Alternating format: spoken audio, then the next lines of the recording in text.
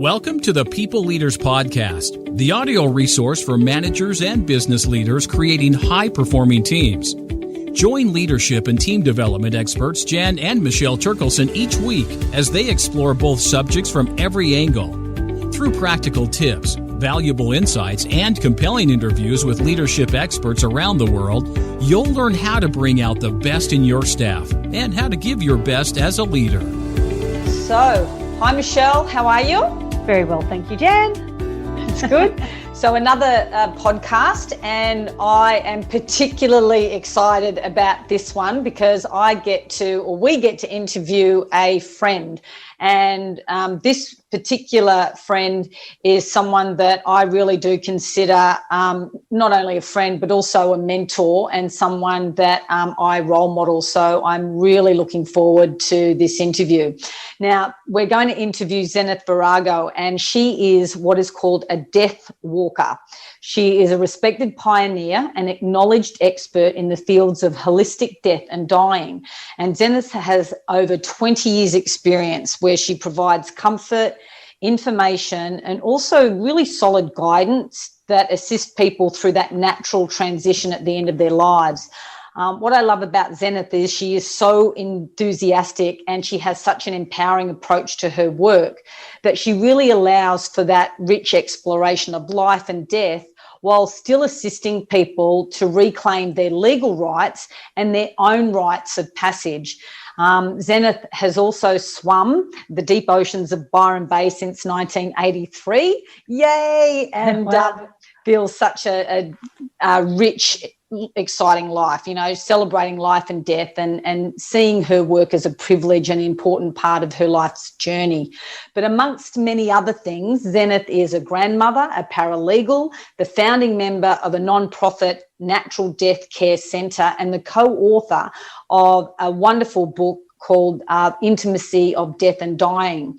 She also presents and teaches all around the globe. She has shared the stage with many luminaries such as Ram Dass, and she's telling me to stop now. Welcome, Zenith. Yay, Thanks, welcome, Jen. Zenith. Thanks, Michelle. Great. Okay, so let's just dive right in, actually. I'm looking forward to this, given that over the years I have, worked with organisations and with teams who have had either people in their team or in their organisation who have passed away, or have had, colleagues who have had loved ones very near and dear to them pass away. And quite often they are stuck, with how do I express my condolences? How do I, is there a right phrase to use in order for me to express, my sympathy for them? And what are some of the things that I can do to support them at this very challenging time? And so, Zenith, that's, broadly an area that we'd like to explore with you, please. Sure. So what I would say, first of all, is that the use of language is very important around death and dying. And I've been a big advocate for a long time in using real words like dead, dying. I don't use the word suicide. So for many years, I've tried to explain to people about using the phrase that they've killed themselves. And although at first that might seem a little bit harsh, it's really about a journey into healing. And that transformation from experiencing the death, which you cannot do anything about because it's happened, but what you're moving into is a place of trying to understand, come to terms, and live with that loss. So some people don't get over that loss, and why should they, especially if that's a child, for example, however they've died. So it's really about using language, but it's also about being embodied and being real. So it's no good just sort of saying some trite line because you feel that that's going to get you out of trouble or that's the right thing to do. So, for example, for many years, the phrase, "Oh, I'm sorry for your loss," has become the sort of safe go-to phrase because it sort of gets you out of trouble as the person who's trying to say something to comfort them. But if you are the 10th person in a row that has said that phrase, then it becomes meaningless. But more than that, it sort of becomes insulting to them, because there's no authenticity, there's no genuine care in it. It's it's like a get out of jail free card that gets you further along and you think you've done the right thing. So if you are in an office experience or a team experience with someone who has experienced loss, then first of all, you need to consider the relationship of that person to the person who's died and proceed then accordingly. And sometimes you don't need to say anything. Sometimes you can just, give a look. And a look with meaning and care is worth more than a trite phrase. So often I meet people out and about. I know someone has died, and sometimes I just meet them with a sort of like that, and they will respond back with that. And what I'm saying is, wow, I don't know what to say about that, but what you can't do is do anything that needs them to look after you, to make you feel better. That is the baseline. And so if I give that as a giving, not as a needing for them to make me feel better, then what they do is they respond with their look, which sort of says, yeah, I know, it's just a bummer, or worse than that, which I'm not saying on your podcast. And so you've really got to meet them where they're at. And so it's better to walk into those situations present and neutral, so that you meet them where they're at, not planning what you're going to say or being caught in your own feelings of inadequacy. So sometimes you can send a note, sometimes you can offer a gift, and sometimes people, we all send flowers, we send food, we send a little treat, which is an expression of our care. We don't actually always need to put it into words. But also you can check in with them and just sort of say, how are you? And that allows them to just share with you how they are, and then you can proceed from there. You've got a starting point, rather than trying to do the right thing. How's that? I love that. The power of words and being neutral. And one of the things that I remember when we've talked about death and dying is trying to comfort or support someone when they're physically upset. Do you want to talk about some of the things that we can, and perhaps some of the things that we just need to be mindful of, when we're trying to support someone? Yeah, so one of the biggest things is, when someone's experienced a loss, especially a big and deep loss, and sometimes it's sudden and sometimes it's expected, and so their response to that will be different. So there's a sort of equation, which is who you are and your relationship to that person, who they were and how they died, will give you a response which will be different each time to each death. So for some deaths, for example, you think, oh yeah, I'm doing well with this. I'm starting to build a capacity to deal with loss. And then someone very close to you will die, sometimes in a sudden and shocking way, and it will take you to your knees or break you open in a way that you haven't been broken open before, because the quality of the love for that person or the depth of your relationship with them, who they were to you in your life, will give you a different response. So if it's just someone that you don't particularly care for or you're not intimate with, it'll be, oh, that's sad that they've died. Or it will be, wow, that's a shocking way to go. So there's always a different thing. But of course, one of the most usual responses to the loss of someone is that we cry,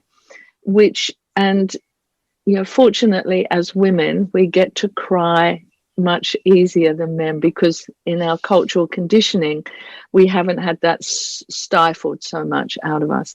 So tears of different emotions are made up of different qualities within our body. So what our tears are doing is they're expelling chemicals that we make up in our body, that our body produces as a response to that, whatever situation that is. So tears of joy have a very different makeup to tears of despair. But whatever the reason for your crying is, and many people will know this, is that the situation creates a response. The response is to cry because you're feeling it deeply and your body is reacting that way. And if someone tries to comfort you and, gives you a rub or puts their arm around you, often it stops that cry. And then the person who's crying has to say, it's okay, I'm all right, because the person is normally doing, they're going, oh. And of course, Jan, someone like you, who's a total, empath, will want to make that person feel better. And the reason for you're offering care and comfort, but in fact, it interferes with their response. And so it can be really great, which I've had to learn to do over the years, is to just bear witness to them and accompany them in that cry without trying to make it better. Because we also know that when we finish that crying and it's gone through its whole process, we're like this, and then we feel better because we've let it pass through us and we've expelled whatever we need to expel as a natural response to the emotional experience we're having. And often we'll go from crying to laughing. That's a very common experience for people. And that's because that cry has reached its full capacity and is finished. And then we feel better. And so it can be really great not to rub that person and interfere with their process. And when they've finished, you can always say, do you want a hug? Or, or you can reach across and touch them. But it's really great to watch your behavior when someone else is experiencing a full response to something. Oh, wow. Thank you so much for that, Zenith. So if somebody is going through that and you want to give them the space and hold that presence, like do you turn away? How do you hold the space physically for them? What is the most honouring way to do that? Well, one of those things is the concept of holding space. Okay, so here I am, I'm sitting with people who are dying.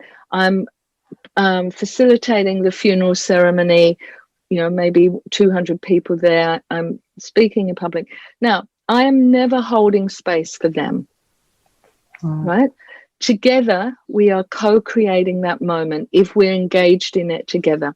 So even though I may be the guide, I may be the celebrant, I may be the one who's got the familiarity or experience, I find it very patronizing to think, or matronizing to feel that we are holding space for someone else. What we're doing is you can have the concept that you're holding space for yourself, within yourself. You're being responsible for your own behavior in that situation, and they're busy doing their thing. So you are co-creating that moment together, and that takes the responsibility off of you.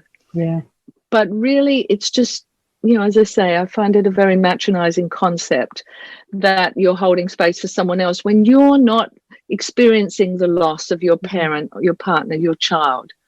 So how can you do that? How can I sit with someone when I'm in full health who's dying, who's looking at leaving everything behind, their small children, they're in physical pain, they're in emotional pain. I can't hold space for them. I can only accompany them in their experience with as much respect for them as I can muster. But what I have learned over 25 years is that people are incredibly courageous. They have incredible capacity, and it's sort of a bit like birthing. So we have the conception, which is generally fun. We have the pregnancy, which prepares us for the birth and for being parents. But then the birth has a life of its own. And it doesn't matter how prepared we are, our body will dictate what happens. And that's the same for the dying person. So whatever they bring to that moment may assist them, but it still has an unknown quality and how that will unfold. And as the accompanying person, I don't know what that feels like. So all I can do is see that they are doing the best they can, and I accompany them, I walk with them, but I cannot make that better. I cannot hold space for them because it's not my experience. Beautiful. And what's coming up for me when you say that is you're really respecting their own sovereignty, allowing that person to process the way in which they do. And that's been the biggest lesson one of the lessons that you have shared with me about wanting to comfort and physically comfort. So now I actually do invite and ask and permission, if I see someone that is going through at that process. So thank you, Zenith. That has been something really. And you can also ask, is there anything you need? Is there anything I can do for you? And you can ask that every time you see them, because at different stages in their journey of dealing with that loss, coming to terms with it. So at first they might say, no, I'm fine, or whatever. No, there's nothing anybody can do. I just feel like shit, and that's what I have to be in. But eventually, if you keep offering, they will see that you're offering a continual support. And at some stage they may say, well, it would be great if you could do this for me, or sometimes. But a lot of people will just because we live in a community, and at work it's the same, so people might be able to do a bit of their job for that person, or whatever is appropriate. So the basic thing for me is I'm doing for others what I would want someone to do for me if I was in that situation. So I need people to appreciate who I am and how I am likely to deal with that situation, and then attend to me with as much care as they can that is in an appropriate way. So, for example, I don't need lots of physical because I can manage the emotional on my own. But what I love is when people drop things off or just send a message. Because I will go to someone and say, I need to have a really good cry. Can I have that on your shoulder if I need that? So it's about people learning to also manage what their needs are and to be able to express those, to identify them and be able to express them. Yeah. Okay. So brilliant, Zenith. Back to the work scenario. So as a leader of a team that, has a member of that team that is going through a very difficult time because, a loved one has passed away, and it feels as though, the leader should be doing something or offering support in some way. What advice would you give to a leader of a team who has a team member going through that difficult time in relation to how the rest of the team could support them? What are some of the things that they could do and say?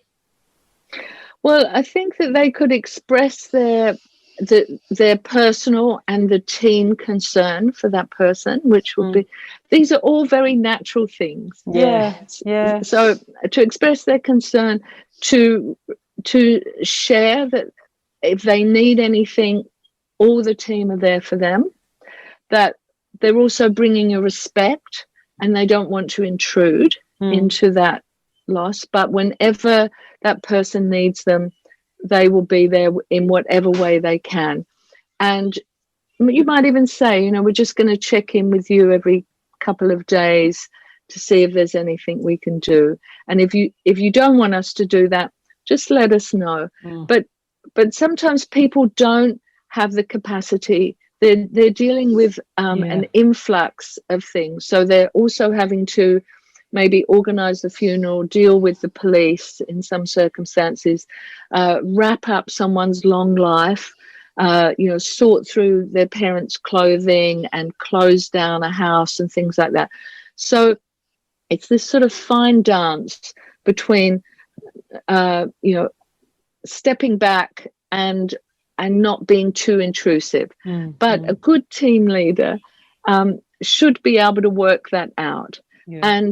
But they should also attend maybe to the other members of that team to check in that they're okay, and they shouldn't be taking up a lot of energy, but they may also have something going on in their personal life. Someone else might be dying of that same disease, or they may be caring for their own parents. And it may be great to just explore that if it's triggering for any of their other, because sometimes people don't bring their personal lives to the office because for whatever reason, and that's their choice. So those people may need a little bit of extra care. Yeah, I suppose the biggest thing is don't ignore it. Like because you're uncomfortable, there is something about acknowledging what's actually happening. And what I wanted to ask you, Zenith, is that you are very practical. We share a love of the Enneagram, and on the Enneagram you are an 8, and that kind of like solid confidence that you bring to a situation, I'm sure really heartens people. But what I also love is that one of the things that you have produced is called a death care plan. And this is something that we did on a girls' weekend. It was really interesting what came up for people. There was a series of questions, that look at how do you want to, what music do you want playing? Do you want to be dressed in anything? What are some of those things that you want? And what that allowed me to do is then have a conversation with my mother about certain things, because I told her that this is what we did on the girls' weekend. What do you think, Mum? And one of the things that came up for me is, I want to be dressed in my best linen dress. I want the Jackson 5 to be playing, you know what I mean? Like, I was very clear about what I wanted. And then other people said, no, they don't want anything. They want to be dressed in cotton and that's it. And and so it allowed me to have a conversation with my mum. So I thought that was brilliant. And hopefully this is something that we can, at some stage, you'll have on your website that people could perhaps, download and purchase, because it's a brilliant set of questions. But it's also, it's what it is, obviously, that document, but I put it together specifically for people to understand the whole process from being unwell to dying to death to the after death, and then for the pre-ceremony, the ceremony, and the disposal of someone's body. So to understand all the stages of that journey. And the document is very practical because those experiences are really about a practical time, because you have to make lots of decisions. Yes. But it also works on the subtle layer. But it's also that thing of you should never ask someone else to fill in a form that you haven't had the experience of filling in yourself. So you understand what that can bring up for people. So a lot of people say, my parents don't want to talk about it, whatever. And I think this might be useful because dying or death is a very intimate experience. So some people will never discuss their intimate life with other people. So that's why they may not want to discuss how their emotional response is to that death with others, even if they are quite a close team, because it's private for them.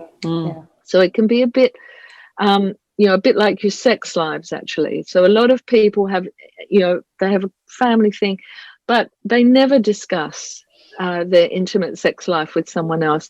And dying is an inside job. So it's not so, and you can talk about afterwards with the music and clothes and what sort of ceremony you want. But how people feel on the inside about illness, about dying, about death itself and loss is something much more important than the trimmings. And that's what that document really explores in a subtle way, not in an obvious way, but in a very subtle way. And you're transformed at the end of that experience. But what it does then, because you're embodying an awareness that you can then take into a conversation with your parents or with your partner or even with your children to share how you might be. Because I know that when I die, my friends will sort of be okay, because they know that I'm okay with, I've spent 25 years exploring death and dying. So wherever I am when I die, they're going to think she was okay. She would have been all right. And years ago, I got the opportunity to ask the Dalai Lama a question, which was, what can we do so that when we die, the people that love us don't hurt so much?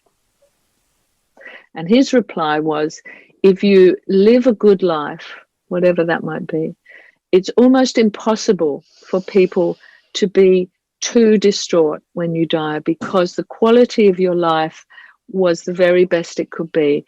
And death is the natural end to life. So we all know that we're going to die. And we all know that the people we love are going to die. It's just when and how that happens that affects us. So being the most authentic, real person that we can be, living a quality life and being of benefit to others really goes a long way to comforting the people that are left behind when that death occurs. That was powerful. Thank you. So to wrap up, Zenith, I'd like to just ask you another question around you, and what have you learnt about yourself through this whole process? You know, like maybe looking at through the lens of the Enneagram and your type. What have you learnt about you? Oh God, I've learnt so much. And I would say that death has really polished me into something much more beautiful than I would have become without that experience. And so the gifts from sharing dying and death and bereavement with so many people and their families it's like the fast track to learn. So death is one of the greatest teachers that we can have. And it's been an incredible experience to be in the intensity of that moment, but without the emotional pain and attachment to those people. So I've learned, like I said before, how incredibly courageous and capable people are when they're faced with the truth and when they are assisted in whatever way to travel that dying or that bereavement the best they can. But I suppose the biggest thing for me is that I've learned to grow kindness. So my personality didn't need to grow courage. It's part of who I am, and it's part of standing up for others and social justice and standing against unfairness and all of those things that we have in the world.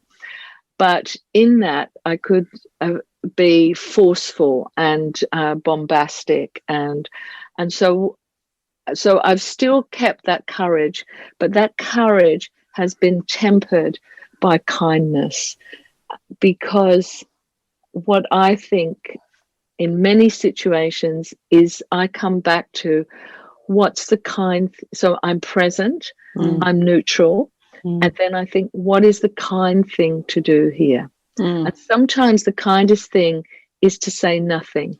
Sometimes the kindest thing is to leave. Sometimes the kindest thing is to put a blanket around that person. Sometimes the kindest thing is to offer a hug or some physical thing. Sometimes the kindest thing is to pass them tissues so that they can wipe their snotty nose and they can wipe their tears away. And sometimes the kindest thing is to cook them something, or offer to be there, or to offer to take them swimming, or whatever. But you can only appreciate what's the kindest thing to do from a very present place, and a neutral place of not thinking, oh, I should do this, I should do that. What do they want? You know, when you're busy with it, but just let your heart respond tempered with, I can't do anything that needs them to feel they have to look after me. So kindness is in all its forms, actually, is one of the things that I've learned, and that's my biggest gift. And I'm very grateful for that, because it's made me a much more whole person. Beautiful. Oh, that's lovely that you say that, Zenith, because that is a word that Jan and I have increasingly used, particularly this year with COVID. You know, it was clarity. I love the clarity, the truth, and the kindness, and they balance each other out so well. And if we could, incorporate more of that into our lives and our workplace, man, it'd be so much better. It would be so much better. Yeah. And, you know, I've lived a long life now. I've lived a very full and fabulous life. I'm in my 60s. And, you know, I could die at any moment. But I really feel that, you know, the role of the elder, which is where I feel I'm at now, is to really share that learning, share that learned wisdom, share that experience from so many people in such intimate, intense experiences, so that people can take that. And so here I feel like we're planting seeds.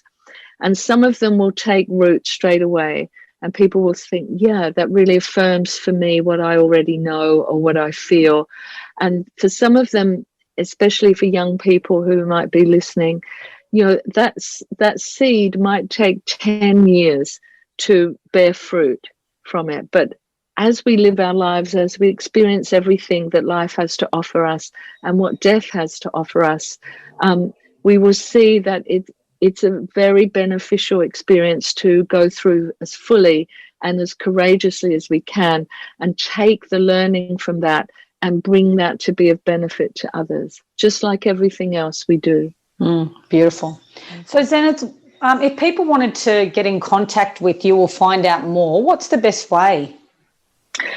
The best way is to really look at the Natural Death Care Centre website, or to Google me, because there are a range of talks like this that I don't generally produce any myself. I'm busy responding, and that's really one of the ways I see to be of benefit. So I've stopped driving things so much, but I respond, and that way I'm always I know that what people are seeking from me, I'm offering at their time of need. So there are lots of clips, lots of information on the Natural Death Care Centre website. And really people need to find what sings to them.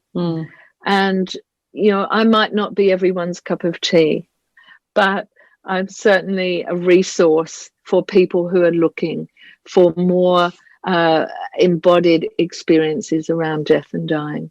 Thank you. You're certainly my cup of tea. And whenever we're walking down the street in Byron with Zenith, there's always someone who comes over and just wants to hug her or have a conversation or do something. So thank you. And we'll link those up in the show notes as well. So that has been such an inspiring and heartfelt conversation, Zenith. We really appreciate it. And I knew it was going to be special. So thank you. Thank you very much. Thank you. Thank you. Okay. Bye. Okay. Bye. We hope you enjoyed today's episode of the People Leaders Podcast. For show notes and other resources, please visit us at peopleleaderspodcast.com. And while you're there, you can subscribe for future episodes so you can continue your own leadership journey. And please be sure to share this and other episodes with your friends and colleagues. The People Leaders Podcast is brought to you by the Experts on Air Podcast Network.